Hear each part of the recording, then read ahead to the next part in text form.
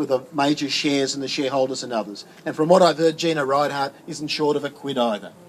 We ask the question, why is it that it's the workers in our community that pay the cost, that are the first to pay the cost, the ones that have established a relationship with the local communities, the ones that have earned the respect and that have shown their loyalty and have demanded and got the loyalty from the local community? The newspaper and the people that make it locally, that stand by workers and others in their time of need. They're the ones that are going to pay the price for Fairfax. They're the first to go. You're the ones that are going to pay for all the sins and all the changes and all the wrongs. Your head's on the chopping block. We're here to say that we're not prepared to put up with that. And from the South Coast Labor Council, which met last night, our executive unanimously passed a resolution to support you people throughout this struggle, to get the broader community organised as well in consultation with the MEAA, your union. And I had a conversation last night with my counterpart in Newcastle.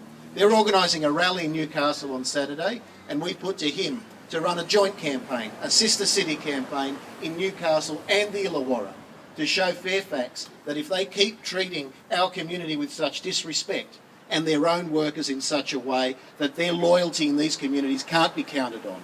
Our loyalty is to you, not the board of Fairfax. And the sooner that the board of Fairfax realises this, the better.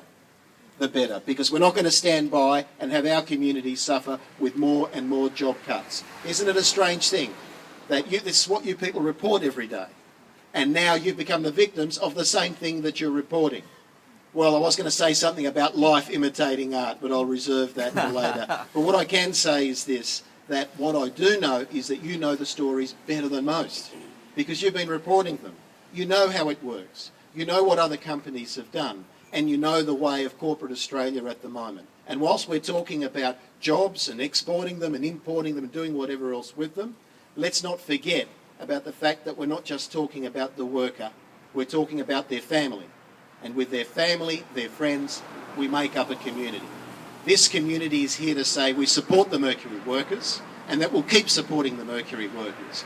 And if Fairfax still don't have the message, we'll keep going with this campaign, maybe with a jobs march through the middle of Wollongong, where we can unite people all over the place who face a similar fate, to say that jobs are not a luxury in this country. They are a right, and you have a right to keep doing the job that you've been doing so well through the years and over time. We're here to support you. Keep going until you win. And what are you winning?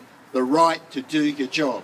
A job that still will exist. It's not going to go away. It's just going over the ditch to New Zealand. Simply chopped, changed, and less paid for it. That's it. It's nothing mystical. It's simply cutting the bottom line. But with that, they want to cut your jobs, and we're here to help you. So all strength to you. We'll keep going with their campaign. We'll link up with Newcastle and others in regional Australia, and let's see if Fairfax sticks their two fingers up at the rest of regional Australia. And if they do, it'll be at their peril.